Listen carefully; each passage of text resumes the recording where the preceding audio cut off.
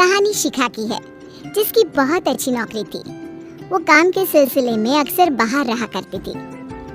बेटा, आन्या आजकल काफी शरारती हो रही है, उसको तुम समझाओ ना, पढ़ती ही नहीं है। अच्छा रुकिए, मैं अभी आई। आन्या, जो कि शिखा की 7 साल की बेटी है, शिखा उसके कमरे में जाती है और दरवाजा बंद कर लेती है। सास को लगता है कि शायद शिखा आन्या को प्यार से समझाएगी, लेकिन कुछ देर बाद दादी, दादी बचा लो, मुझे मार रही है मम्मी। पीछे से शिखा आती है। पढ़ाई नहीं करोगी तो क्या करोगी? लोगों के घर पर बर्तन धोगी हैं? शिखा, क्या बकवास कर रही हो? दादी मैं पढ़ लूंगी, बस मम्मी को बोलो मुझे इतना ना मारे। शिखा, मैंने सोचा था तुम माँ हो, बच्चे को प्यार से समझाओगी, लेकिन नहीं, रहने दो तुम। कुछ दिनों के बाद शिखा सास के पास आती है।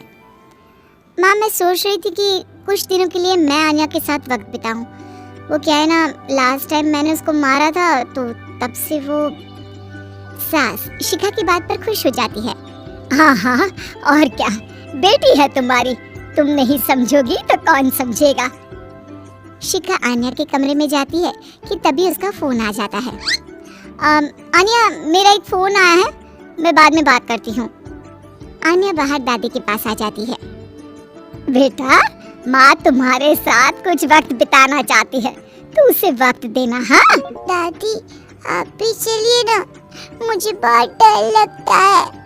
अरे नहीं बेटा, अपनी माँ से कैसे डरना है, जाओ जाओ बेटा। आन्या कमरे में जाती है, जहाँ माँ फोन पर बात करके फोन रख ही रही होती है कि माँ मुझे फोन दो ना, मैं गेम खेलूंगी। नहीं, मुझे पहले तुमसे बात करनी है।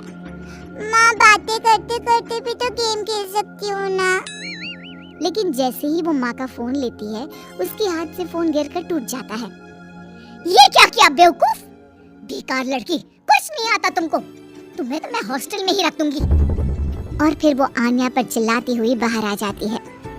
सास देखती है कि जो शिखा आज बेटी से बात करने को कह रही थी, वो उस पर चिल्लाकर कमरे से बाहर आ रही है। अरे क्या हो गया शिखा, तुम तो उससे बात करने गई थी ना। माँ, ये लड़की ना किसी काम की नहीं है। अरे मैं तो इसके साथ बैठकर बात करना चाह रही थी, इसने मेरा फोन ही पटक दिया। तो शुक्र है कि फोन को कुछ नहीं हुआ, 50,000 का फोन है। अरे जब फोन को कुछ हुआ नहीं है तो बेटी के साथ कुछ पल आराम से बिता देती। मेरा मूड ऑफ हो गया है, बाद में बात करूंगी, मैं सोने जा रही हूँ।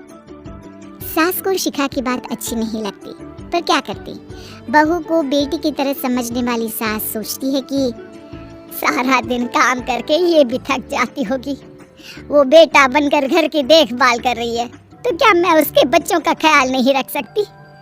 मैं ही जाकर आन्या से बात कर लेती हूँ। दादी आन्या के पास आती है। वो कोने में बैठकर रो रही थी।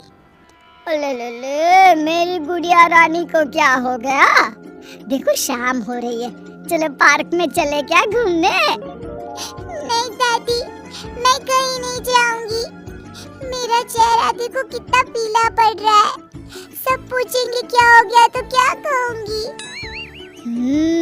ये बात तो है। अरे कोई ना, मैं हूँ ना मेरी गुड़िया के पीछे से जवाब देने वाली। दादी और पोती पार्क में खेलने जाते हैं, जहाँ एक बच्चा कहता है, अरे आन्या क्या हो गया, क्यों रो रही थी? आन्या कुछ बोलती इससे पहले ही दादी कहती है, अरे आन्या ने रामायण देखी है ना, जिसमें रावण माता सीता का हरण करके उसे ले जाता है, बस वही देखकर रोने लगी मेरी गुड़िया। हरण क्या होता है आन्या की दादी? आन्या की दादी क्या होता है? दादी तो दादी होती है ना। वैसे हरण का मतलब होता है फिर क्या, दादी सभी बच्चों को रामायण के किस्से सुनाने लगती है। सभी दादी को घेर लेते हैं। आन्या को अपनी दादी को देखकर काफी फख्र महसूस होता है। आज तो पार्क में मजा ही आ गया दादी। दादी आप मुझे छोड़कर कहीं मत जाना, वरना मम्मी तो मुझे। नहीं बेटा, ऑफिस के काम से मम्मी परेशान हो जाती है और आपको तो पता है जिसे हम सबसे ज्यादा प्यार करते हैं उसी से ज्यादा नाराज भी तो होते हैं ना। दादी पूरी कोशिश करती कि आन्या का कोमल मन माँ से प्यार करे। फिर एक रोज, अरे शिखा, वो क्या है ना, तुझे तो पता है मेरी अंग्रेजी थोड़ी कमजोर है, सोच रही थी आन्या की कोई ट्यूशन लगवा देते हैं। क्यों, क्या हो गया? वैसे तो मैं ही पढ़ा देती, पर अभी छोटी सी तो क्लास है, समझा दूंगी उसे मैं। देख शिखा, माँ पढ़ाए इससे अच्छा तो कुछ हो ही नहीं सकता, लेकिन तेरे पास वक्त की कमी है ना। नहीं माँ, मैं अभी फ्री हूँ, पढ़ा देती हूँ। शिखा आन्या के पास बैठ जाती है। क्या हो गया? आप मेरे पास कैसे? कुछ चाहिए क्या? अरे कुछ नहीं, इंग्लिश की बुक निकालो, मैं पढ़ाती हूँ। और बेटा, मैं आपकी गलती हो तो ही डांटती हूँ ना। आन्या डर कर किताब निकालती है। अरे डर क्यों रही हो? हाँ? कोई भूत नहीं हूँ मैं। आन्या शिखा को पढ़ाने बैठती है। ये पहली बार था जो शिखा आन्या को पढ़ा रही थी कि अचानक शिखा जोर जोर से चिल्लाने लगती है। ये नहीं आता, इतना आसान है ये, दिमाग में तो गोबर भरा है, हमारे पूरे पैसे बर्बाद कर रही हो।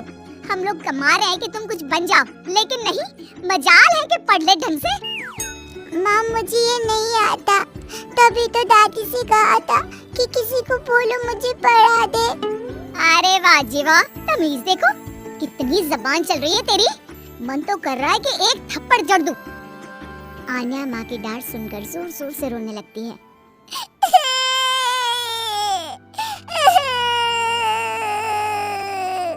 अरे अरे, क्या हो गया? क्या हुआ शिखा? तुम क्यों उस मासूम बच्चे पर चिल्लाती रहती हो? अब बस बहुत हो गया तुम्हारा। यही है वो कारण जिस वजह से वो बिगड़ रही है। उसके सामने आप मुझे डांट रही है। अब शिखा सास पर भी चिल्लाने लगती है। तभी शिखा के सामने आन्या हाथ जोड़कर खड़ी हो जाती है। माँ, मुझे माफ कर दो, लेकिन मेरी गलती की सजा दादी को ना दो। उस दिन फोन मेरे हाथ से छूट गया था, गलती से। पहले दिन भी आपने मुझे मारा। आपने तो मुझे कभी पढ़ाया नहीं, आज पहली बार आई तो भी मुझे डांटने लगी। चुप हो जानिया, तेरी माँ है वो, कितनी बड़ी है तुझसे। तो क्या हो गया? बड़ी है, लेकिन पता नहीं कि बच्चों और बड़ों के साथ कैसा व्यवहार करना चाहिए। माँ, हम कम पैसों में गुजारा कर सकते हैं, लेकिन आपके बिना नहीं। हमें आप चाहिए माँ। छोटी सी आन्या की बात सुनकर शिखा की आंख में आंसू आ जाते हैं। उसे रियलाइज होता है कि उसने कैसे आन्या को परेशान किया है। मुझे माफ कर दो तुम दोनों।